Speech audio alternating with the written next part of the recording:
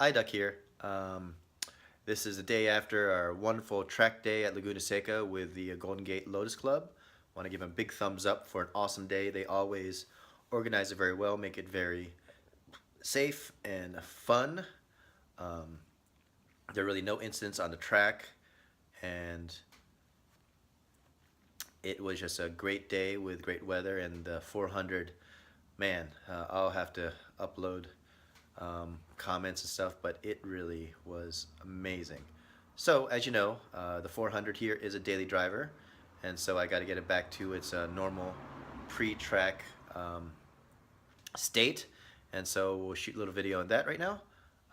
Here it goes. So first off is I just got to put on the center caps back on, and so of course here's a Lotus center cap, and don't have to take the wheels off this time.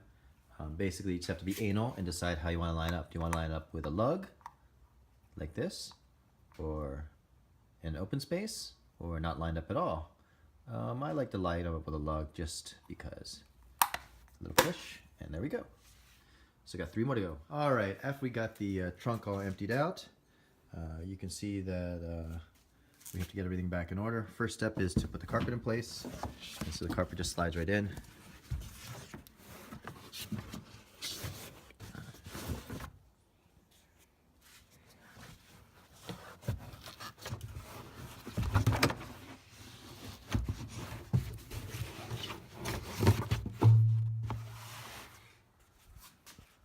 Carpet is back in place. So on the 400, battery door goes on with 4 nuts. On the S, it was less refined, but still basically one same place. You have these little knurled nuts, and they just go on like so.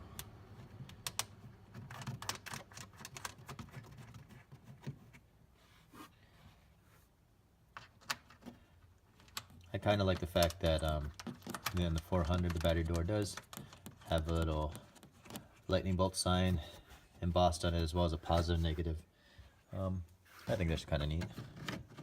Some people may think that's a little overkill, but heck, if you're going to make a new battery door, might as well have some indicators on it.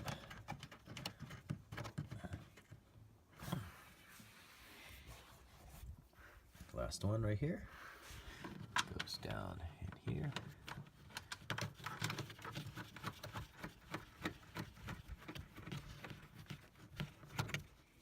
Then we have to put our emergency tire inflator back into its little mount, just under here.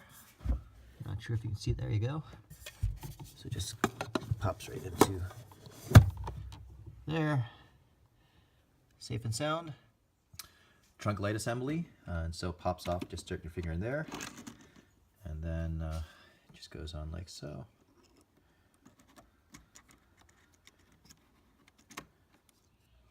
There it is, back installed.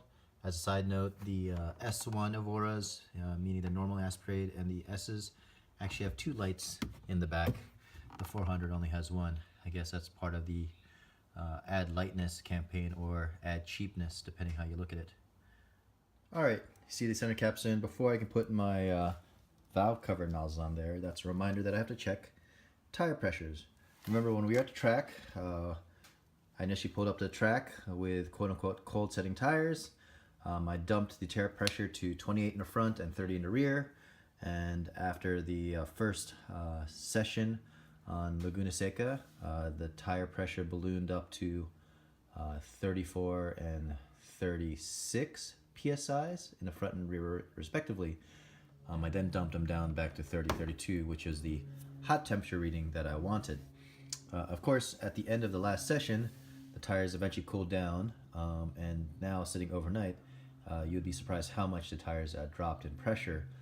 Ideally, if you're going to leave the track and you have a long distance to drive, you'd want to pump up the tires back to their street setting before you drive home. In my case, it was a 10-minute drive from Laguna Seca to home, so I just drove home on my track tire settings. But now it's been 24 hours, I should say, at least overnight, and so we'll check tire pressure. So here's the front, and let's get surprised. And you can see it's barely 24 psi's. And so I want to run the fronts at 32s during regular use, so I got to pump them back up. That's why I borrowed the electric air pump from my wife's Audi Q7, and we'll get that. On the 400, there's only one lighter outlet, which is in this new cup holder bin. The one that's on the S1 behind the center console is no more.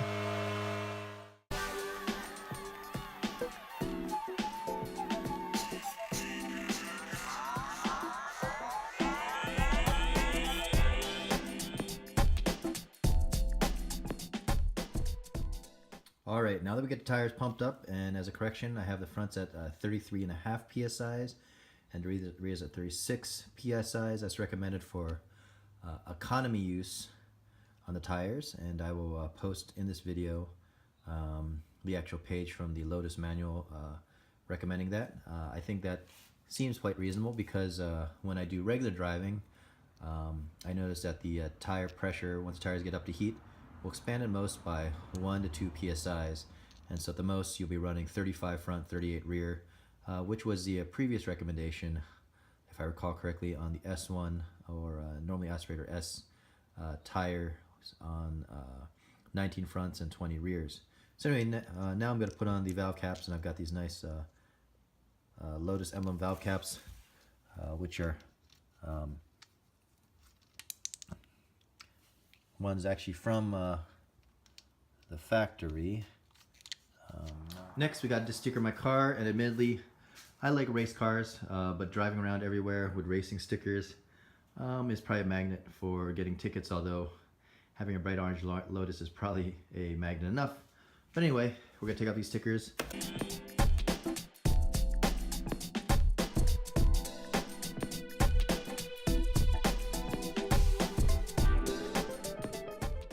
So the key with a reusable side vinyl is that as you peel it off, and it's really easy to peel off, that you start spraying water on it, water with soap.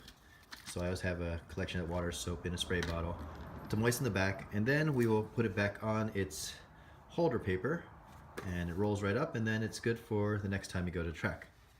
So this thing should peel up pretty easily. As you can see, the other thing that's pretty funny is that you can see how much dirt really is on the car for a day at the track. And we'll probably want to give the car a bath in a little bit. So, we'll spray, I'm going to keep on peeling it off. More spray. Again, if I was doing this two-handed, it would be easier, but I'm holding the phone in my other hand to take video, but you get the idea.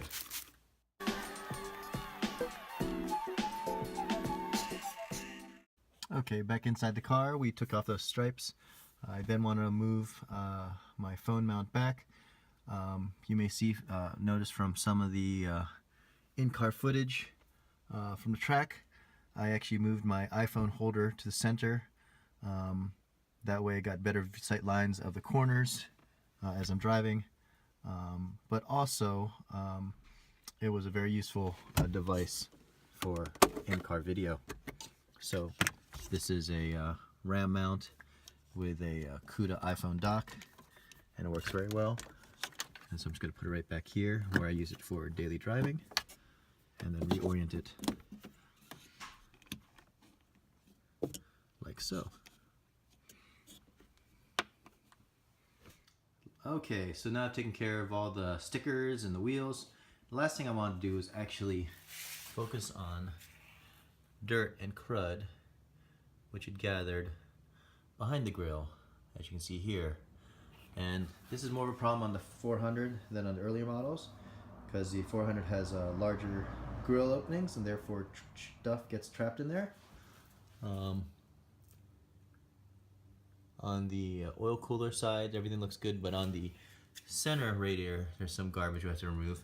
And so the nice thing about the 400 is it actually has a couple screws. They're actually torque nuts, which allow removal of the front grille. There's 4 in total, as you can see. So I'm going to remove first the tow hook, and then remove the front grille, and you get a good look inside. The tow hook goes on in a counterclockwise direction this way, so to remove it, you You do it in a clockwise direction. If you didn't want to run your tow hook daily, you then would reinstall the little rubber plug. And when I get the grill removed, I'll show you that. But there's a tow hook, a T20 torque wrench, 4 bolts here. First one's right here.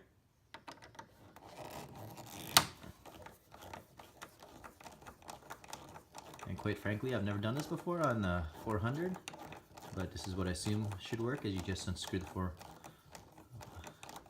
torque screws and it should come right off. So there's one. So we got this little Dyson vac with an extension, and he's gonna turn on the plug. So hold the trigger.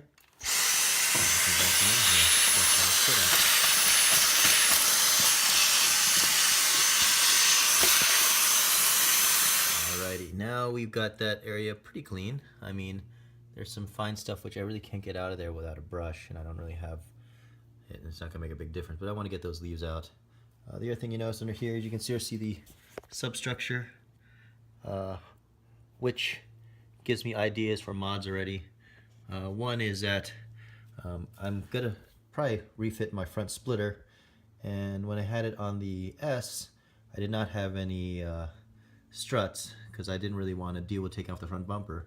But now that I can take the grill off here, I can get access to the understructure here and probably tag the strut mounts to these pre-drilled bolts. You can also see here is the hole for the angle. Anyway, you see kind of fading in and out. There it is. That's the receptor for the tow hook. And if you want to put the tow hook back in its normal place, just put the plug in there and put the tow hook in. Actually, I think I'll do it this time. I'm going to run around without the tow hook in place for a bit.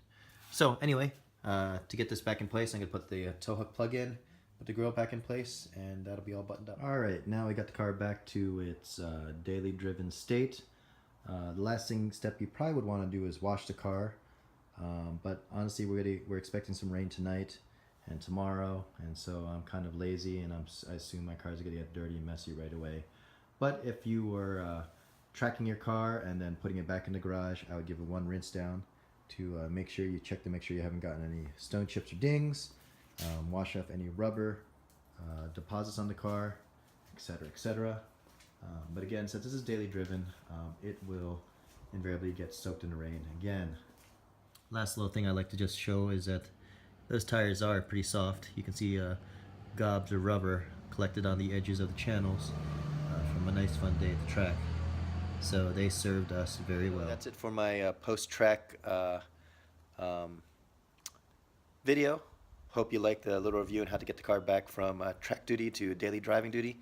Very simple. Follow us on YouTube, subscribe. Also, like us on Facebook on our Daily Driven Lotus page. And if you've got any ideas or comments, please shoot us an idea or comment. Again, we thank you for your support and look forward to more of this stuff in the future.